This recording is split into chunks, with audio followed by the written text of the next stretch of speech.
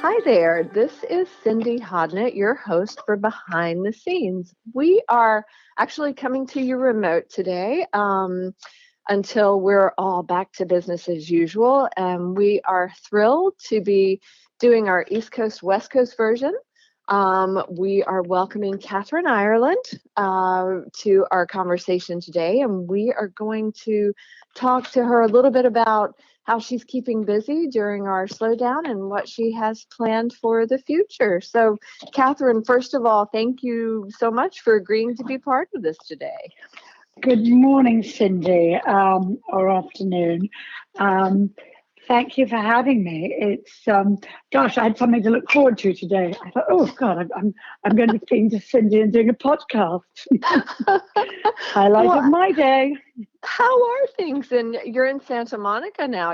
How are things there? How are you making the most of your stay at home time now? Well, you know what? I have to admit that I'm absolutely loving every minute of it. I'm very happy to be home and really get to know my home. I haven't lived here that long. Also, very, very thankful that I have two of my boys. I have three boys, and the youngest and the oldest are with me. They both live in New York, and being a sort of bossy mother that I am, when the COVID virus first started, I don't know. I have a lot of friends in different professions, and one of them put the fear of God in me, and I just called the boys and I said, "You just get on planes. You're coming home." And they actually, for once, listened to me. They were like, "You know what, Mum? We were thinking the same thing. It's looking like Oh, we're going to be, working from home." So I have my two boys, my middle son Otis, who I work with because he runs my textile business and he has his own woven business, Otis Textiles. He's actually in Philadelphia right now because his girlfriend lives there. So he was actually visiting with her when this all happened. And she said, "Oh, stay." She didn't really want to be alone working from home. So he's working remotely. We're all working remotely. And, I don't know how you guys have found it, but I'm finding that it's working out rather well.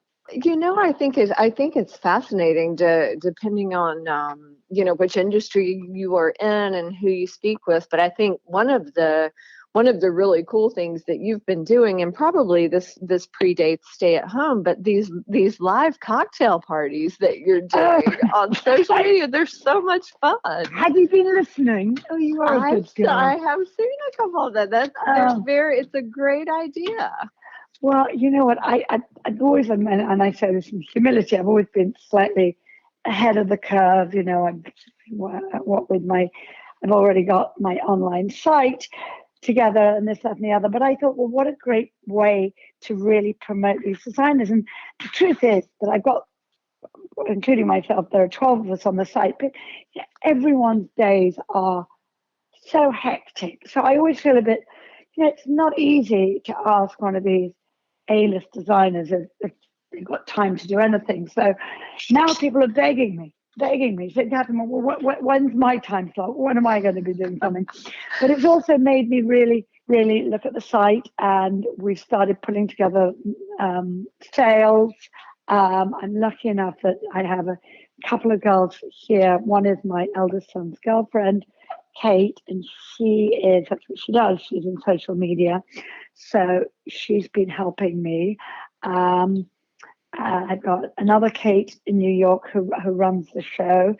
Um, so we're just all on the phone. I mean, fortuitously for us, it's working out. We're able to um, put together some sales, and it's fun just finding out what other people are doing during this time and how people are spending their days. One of the things that with my chat with Robert Stillen yesterday, he said the same as me. We're so enjoying staying put, and we're enjoying being in our homes because our jobs, looking after other people's houses and helping other Mm-hmm. people with their homes and creating their spaces. This digital connection that you've done both with the parties. I mean, I want to go back to get you to talk about a little bit about the perfect room as well. Just tell our listeners a little bit about what that is and how that evolved. Well, you know what? It must have been about 5 years ago. I always give my house in France to various charities as one of the silent auction prizes. And this one year, it was a whole bunch of tech people took it, and my girlfriend, who was involved with this charity, uh, said, "Oh, well, what day are you getting to the house?" And I said, "I'm sorry." They said, "Well, you are coming." I said, "No, no, no, no. You got the house. You didn't get me and the house." And she said, "Well, if you've ever wanted to get into tech, this is your moment." And I had this idea, thinking at some point there's got to be a way that we can design and do things online. There just has to be, because things are evolving so quickly in that field, particularly since Instagram's been around. So anyway, I went for 2 days. I had the most fun I've had in a very long time. I mean, when people think techies are nerds, they are quite the opposite. They're big party animals. I mean, we had Twitter, we had Facebook, we had everyone. I think the only person not represented was Tinder. We had every other online company, because they'd all gone to tech school together, and it was kind of their reunion anyway. And I was said to this one guy, and he had been at Apple and had worked. He wrote code, had written code for the first iPhone, and I said, I had this idea, and I told him about it, and I said, is that possible? And he said, "Oh, let me get back to you." And actually, as he was flying back to San Francisco, he put together a little a wireframe and sent it to me and said, "Is this what you're talking about?" And I said, "Yes, it's exactly what I'm talking about." And it was the idea of, getting the look, basically, being able to buy things that you see in an image. And for most of us designers, we've got published books, our work's published. We've got fabulous imagery, and I, as a designer, know that quite often, in the old days, people would meet me and they'd have all their tear sheets, and quite often they'd be my tear sheets, which was fabulous. That was probably why they called me. But there'd be other people's tear sheets, and they circled things saying, "I love the trim," or "I love the lampshade," or "I hate this," or whatever it was. So that's really where the idea came from, is that you could converse with someone digitally through images and get the look. Cut to, I was in London having coffee with a great girlfriend of mine who I hadn't seen in some years. And she asked me what I was up to. And I said, "Well, I've got this idea." And I told her, and she said, "Oh my goodness, you know what? We invest in tech." And she happens to love houses. So she said, "Look, when you've got your plan together, your business plan together, will you show it to us?" So that's how it all started. I'd never raised money before. And she and another great girlfriend of mine who liked the idea, they both had been in from the beginning, and they'd been my angel investors, and it's been really fun. I mean, it's had its moments. Don't think I've not thought to myself, "What on earth am I doing? This is craziness." But you know what? It's like anything. You kind of have to, you have good days and you have bad days, and sometimes things work out, and sometimes they don't. But I feel that now where I'm having a moment, especially where I'm at home and I'm very, very focused. I'm really understanding, and I'm looking at all the analytics daily of what people are looking at, and obviously doing these Instagram lives has been great. So it's a great way to connect. And I mean, Instagram, let's face it, is genius, and people are constantly sending their messages. So it's a good way for us all to interact with each other. I mean, I'm always looking to see who's gone up live. My days seem very full. Yes, absolutely. Well, and I want to go back to one of the things that you mentioned because you said I think that you're really paying attention to what people are looking at right now in these kind of crazy days we're in, and I think some of the industry experts are really already thinking about what the return to normal looks like, and how that in particular to our industry, how that's going to transition into the home furnishings and design world. You design all over the world, you're international. What do you think will shift in places like France or Italy, even Great Britain? What kind of changes do you think we might be looking at? Well, I think that whether you're in Europe or you're in the States, I think we're going to be very conscientious of our time and travel. And I think we're going to organize our time better. I hope we Mm, are. mm-hmm, And I don't think we're going to allow our clients to be as demanding. Um, and that's one of the beauties of doing things online. I mean, right now we're working online at the Perfect Room with an eye surgeon here in California, and we do everything online.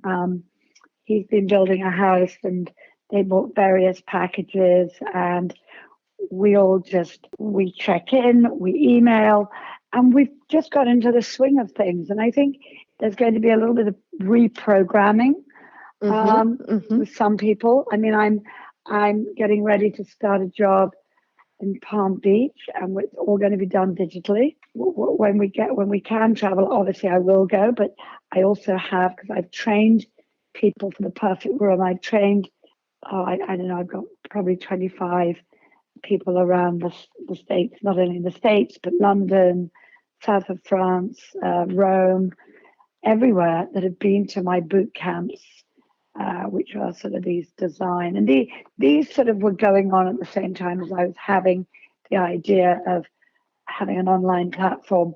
So basically, I've got fabulous people who can work on projects, and they are not just out of design school or maybe haven't even gone to design school. These are people that have been in the business 10 plus years. So sort of because of that, I trained girls. We've had various events together over the years where we've all come together and met and discussed how we can make online design viable. Mm-hmm. So, there's years that's gone into this. Well, and let me ask you, so I know it may be a little bit premature, at this stage of the game, as we're recording this. Of course, we're still a couple of weeks out from the lifting of the stay-at-home mandate in a lot of places. But the design retreats that you mentioned, the ones in the week long in France and the one in Santa Monica, do you foresee having those this year in 2020? And Yes. are those RSVP, first come, first serve, that kind of thing? Yes, I actually have, I have a June and I have a July booked, and we're just, a couple of people have sort of said, what's going on? Is June going to be possible? So we're sort of tweaking. I mean, look, I'm going in June, whatever. I'm absolutely going, because I know for one that because I have a house there, I'm stuck in a beautiful part of southern France surrounded by sunflowers. Um, uh, so we're having that conversation right now, is do we push everything to July and then do push June to September? So I'm talking to all the ladies and figuring out what we're going to do. I'd organized a private group for somebody's birthday. That was in May, so we're rescheduling that. So it's a little bit up in the air, and it's going to be interesting to see how people feel about travel this summer. Some people may be so stir crazy that they just desperately get on the plane. Are these seminars, are these events, is there an online component to them? Do you do Well, webinars with them, or? that's what we're working on now, is Oh, a way to nice. do it online. Yes, because people have been Okay. asking me that. Yes, I've Great. actually doing an AD just ran a piece on those, and I have one booked for the last week of October. I don't do many of them a year because they're time consuming to organize, and they're very bespoke, and Mm-hmm. I don't want to just crank these things out. It's like France. Maybe the most I'll do 3 a year. That to me has been really fun because you just don't know who you're going to get. And everyone, I just had people that have become firm friends, and we went on to do Marrakesh last year. The year before that, we did the Cotswolds in England. Oh. They say, "Where are we going now?" And I'm actually working on going doing a joint venture with a girlfriend of mine, Kathryn Glynn, who's married to that divine actor Dominic West. They have Glynn Castle on the west coast of Ireland, and she's a landscaper. So we're putting together a group for September there. Wonderful. Well, and I think on one of those trips, actually, one of our friends at IMC, Martin Lawrence Billard, was on one of those trips as well. And one of the things that we talked to him about, he talked about starting out as an actor, and I know you started out as an actress, and then he was, talking about some of the celebrity clients, I guess, that he had worked with. What are some of your kind of favorite stories from when you were starting, or from some of the more well-known clients that our audience might recognize? My husband and I were producing documentaries, music videos in the late 80s when music videos were incredibly popular. I mean, we did some of the iconic ones, Paul Simon, Chevy Chase, Call Me Out, the Bangles, Walk Like an Egyptian. Oh, wow. Gosh, yeah. We worked pretty much with everyone. We were a comedy duo, so we didn't get the big budget smoke and fire, but we were constantly working. George Harrison, Got My Mind Set on You. Oh, That my actually, gosh. when we were on our way to Warner Brothers to pitch it. I mean, we were always single bid on these, and I had a copy of World of Interiors in the car, and I remember George had said, "Oh, I just don't want to do anything." He said, "I don't mind playing the guitar, but I just don't want to do anything."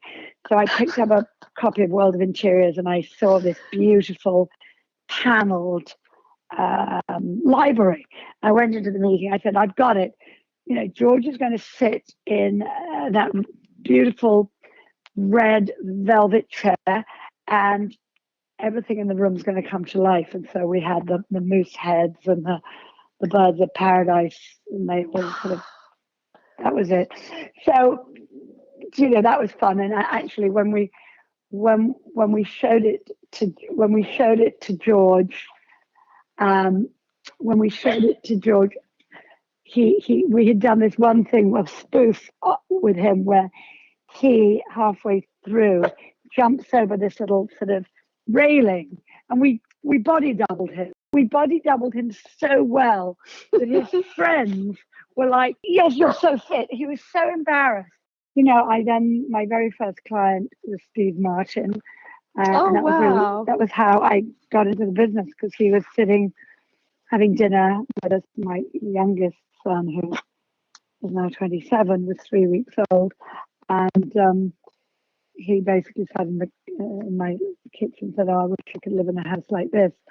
Um, so the next thing I knew, we were looking at houses, and I helped him. I found him a great house, and then of course it needed furniture. And by that time, I was pretty good. I'd done a lot of houses for myself. Married my husband, which all happened within 3 months. We were renting, and then I had 3 boys in under 4 years. So, Busy household. yeah. But I got very good at packing up one house and moving to another because we needed a bigger house. So, I'm totally self-taught. But I think when you grow up in Europe, it's part of what one does. You do your houses. My mother Yeah. was very good at decorating, and I was lucky enough to travel as a child, and my friends all lived in beautiful homes. So, I just got accustomed to looking at good taste and decorated houses. I think everybody would love to know what kind of furniture did you pick out for the wild and crazy guy? I mean, what kind of furniture did Oh, Steve Martin God. want for? Well, funnily enough, he lived in very sort of large spaces. He has an extraordinary contemporary art collection. So he went from sort of living in a wing of the Tate Modern, to a much more cottagey uh, home, a real rambling sort of English cottage. And so, obviously we went to antique shows together. It was sort of a mixture of, provincial French to beautiful Italian pieces, French, that sort of mishmash of Sort of collected, yeah, I guess. it was really, and I mean, it was fabulous. As I always say, I started at the top and working my way down. But yeah, it was And lovely. But he was my only client. My kids were little; they were at school. I was working out of turned my garage into my office, so I could work at home, be with the kids. Um, and I had someone who had extremely good taste, who was extremely respectful, um, and it was a very good beginning of my career. that's a That it's way. a great yeah it's a great way to start. But so how about your own home? What are a few of your favorite places in your, I guess now, I guess two year 3 year residence you Yeah, talked about? What are yeah. some of your favorite places? Uh, this house has got it's got a more contemporary feel to it, because even though Mm-hmm. from the street it looks like a very unassuming cottage, you Mm-hmm. go in and I've got this. I'm actually now sitting and I'm in the kitchen family room, which is all one. So the idea is that the kids can all be sitting on an L-shaped sofa watching the game, and I'm in the kitchen, but I'm part of the conversation. You know, Mm-hmm. I'm part Mm-hmm. of the banter. I have to say, I'm a big fireplace girl. I have these doors that are these big double barn doors that open out, and I have a fire pit. It opens onto a courtyard, and we've got a fire pit. So I get my fire. Oh, I can, nice. so I do get that. So, Absolutely. Absolutely. Well, are there any projects coming up either at your own home or client projects that you would like to mention? Things we can well, be on the lookout for going forward? I am working, and actually we're just about to start renovating an English actor's house in the Hollywood Hills. Got a project in Palm Beach. Um, I've got a project down the road. I've been working with David Mamet and his wife Rebecca Pigeon for many, many years. So let's just start with a few fun fast five questions. So what is your favorite dinner to make at home? Ooh, my favorite dinner, probably roast chicken, roast potatoes, and a bunch of root vegetables. I mean, you can't go wrong with a roast chicken. And I very luckily cook on an Aga, which is an English. I Yeah, don't know if you know what an sure. Aga is, but Yeah, yeah. absolutely. So they make the best chickens ever. Um, Wonderful. What about your favorite way to spend an afternoon at home? Pottering around, sort of in my studio, going through, going through old press clippings, photographs, images. It's always fun to go down memory lane and see where you were, what you've done in the past. I think you might have already answered this, but I'll ask anyway. Where's the first place you'll travel when the restrictions are lifted? It'll be France. I'll go to France because the house is you'll be calling me by then. You know, I really enjoy being there in the spring to get ready for the summer. Yeah, so it'll be down to my farm in France. Nice, nice. How about your favorite furniture style? You know, I just don't have a favorite style. You know, I'm just looking around at my living room. I've got a sort of Mexican, sort of early 18th century coffer that I'm crazy about. I've got a dining room table that's French. I've got a Balinese bed that's my coffee table. I've got a side table from Sicily, and all different styles. Finally, what would you say? I mean, I think at this point in time, we're all still learning from this experience. But what would you say so far as one thing that you've learned from this stay-at-home pandemic experience? I think I've learned how much I love being a mother, being a caretaker. I'm so happy I've got two of my three boys here that I can cook for, and just spending this time reconnecting with them all, because they've all been living in different places. They've all got their jobs. Um, I I think that I've always been a great believer and lover of home, being home, but I'm now much more. I'm having a new affair with my house, and realizing how lucky we are that that we're having this moment to reevaluate our lives, what's important to us, and that we don't need to be running in five different directions so quickly. We've got to all calm down, enjoy the moment, live in the moment, and look after the earth. You know, be respectful to everyone around us, and to what we have, the beauty that we have around us. Lovely, lovely. Kathryn Ireland, we thank you so much for your time today, and we look forward to watching your projects ahead and staying in touch. Thank you so much, Cindy. Great talking to you, and we will see each other soon. Thank you. Thank you.